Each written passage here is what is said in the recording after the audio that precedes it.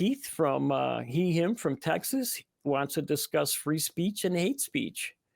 So awesome conversation. Hi, Keith. How are you? Hey, how's it going? Good. How are you? I'm doing fantastic tonight. I was just watching the show earlier, and you were talking about free speech and hate speech, and how in our society we have to tolerate all kinds of speech, even if it's hate speech. Mm-hmm. Mm-hmm. And this reminded me of something called the paradox of the intolerant. I think that's what it's called, where because we allow the hate speech, it takes over, and the only way for society to be truly tolerant is to be intolerant of the intolerant.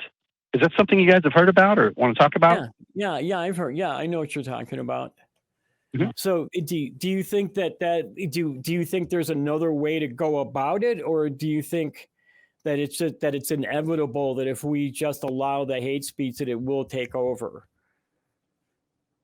I do. It's been pretty much a policy for many fascist and very right-wing political groups that as soon as they get into power, they eliminate free speech. Even you've seen it on Twitter, where he proclaimed himself a free speech advocate or absolutionist, and now he's censoring anything he disagrees with. I'm talking about Elon Musk, by the way. So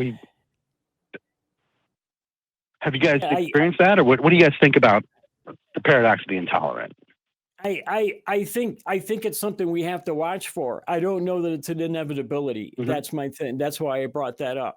I think if we can, and the problem here is that we need to educate people, and education is something that takes time, and takes energy, and it takes money.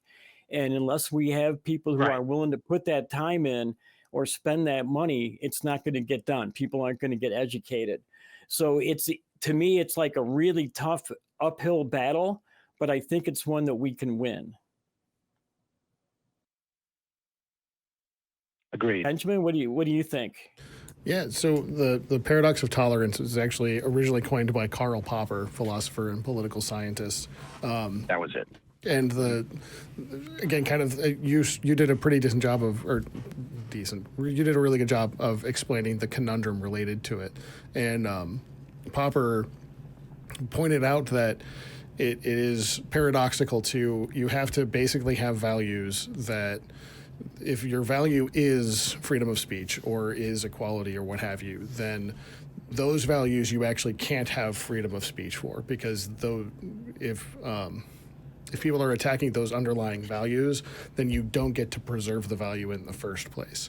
And I think it's a reasonable position to point out that if there aren't those shared values, then free speech is effectively dead, because someone advocating for inequality or trying to strip those traditional democratic libertarian values away, then they don't get to continue. And so, as you pointed out, fascists and other authoritarian ideologies have been trying to, or have a history of taking advantage of freedom of speech and those values in order to undermine them ultimately, and essentially try to get a final win, which then strips away the values that they used to get there in the first place. The hard part is just trying to find at what point do you want to shut down that speech? Because we should be able to have the conversations about, well, should we have free speech like we're having right now? You want to be able to have those debates, but also you need to preserve free speech in order for it to happen in the first place. And so if essentially drawing that line at if what you're advocating for would undermine the value in and of itself, then that's the one you can't abide by as a society. Otherwise, it will inherently strip it away. Yeah, I think Popper was something like a tolerant society can tolerate anything except intolerance. I think that was the succinct line to that. And that's kind of what I was getting at, was just the active intolerance of other people's religions or race or country of origin is something we cannot tolerate. So we have to put that as one thing that a tolerant society cannot abide, would be intolerance. Did that make a point? Yeah, I think. it did. Oh, yeah, that made it. Yeah, totally. Mm-hmm. Yeah. All right. Well, thanks a lot. Thanks for having me on the show. Appreciate you calling in. Well, thanks for calling in. It was great to hear from you about that. And you it is a great paradox. Like I said, I just don't know that it's an inevitability. I think it can be combated. I might just be wishful thinking, honestly, but I really do think we can combat it. I've been doing it all week with that stupid freaking meme I opened the show with, because it pissed me off so bad. You know, I just been fighting back and say, hey, and teaching people, hey, we do have these months, and what does this mean for? Is it to honor vets? No, because it's not honoring the vets, right? So I think that's what the most important thing is, that we need to get out there and teach people that this bigotry is wrong, that there's a better world without it. Mm-hmm. Well, I mean, you can legislate it too. In Germany, you can be arrested for giving the Nazi salute. Yeah. That's an arrestable offense in Germany. For singing certain songs in German, you can do that. I don't know if that's something that we as the U.S. would tolerate, because you can.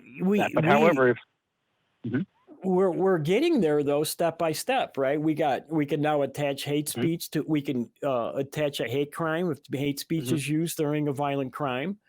So we are getting to that point where we are able to shut down, or at least punish some speech. Maybe not shut it down, but at least punish it. So I have a hard time with this, because I believe fully in free speech. So I'm not sure that I am on board with the hate speech crimes. I can see why they're important. I understand why they were passed. I'm just not. I'm always worried, and I know it's a fallacy, but I'm always worried about the slippery slope. Once we start doing this, yeah, right. So, well, like the thing with the slippery slope and why it's a fallacy is that every single step along the slope is another point in which you can have the conversation, should we continue down the slope or not. And I think that's what's really interesting about Popper's thought experiment and the paradox that he presents, is that it opens up for the debate of, at what point do you go from just having a conversation about free speech to having conversation that's promoting ideas that would undermine free speech or liberty or equality, etc. And so, the fear-mongering over a slippery slope is always, it's important to point out that, like, just because it's complicated and it looks like we're just going to trend down the slope, it is a fallacy, because that slope, you can argue the whole time. We can counter it, and you can come up with, well, this is why it's different than other things. Gotcha. Yeah, and that's why I said I know it's a fallacy, but it's just something I grew.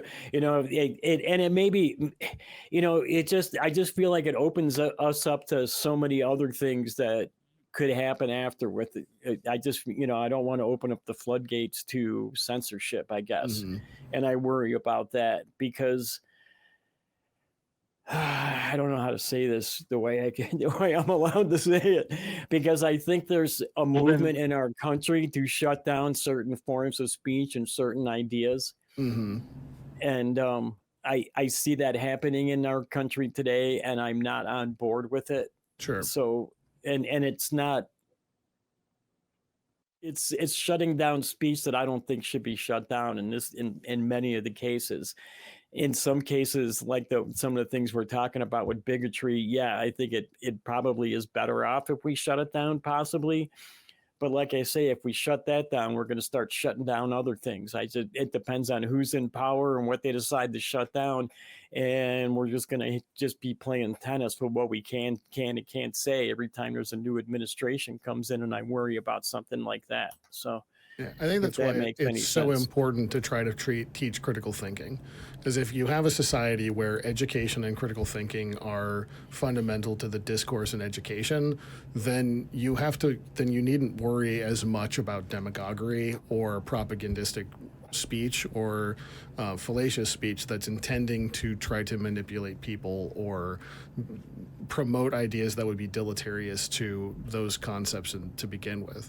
And so, like, that's that side of education. And one of the things I love about these shows and this organization is the promoting of critical thinking, the promoting of the ideas that we can all learn the tools to identify misleading, fallacious, or just bad thinking. It's, to me, the best possible solution to dealing with the paradox of tolerance. Yeah. Yeah. That sounds good. And we're all in Thanks a lot, guys. Yeah. Thank you, Keith. Thanks for calling in. I appreciate you taking the time out to talk to us. Thank you very much. Thanks, Keith. Of course.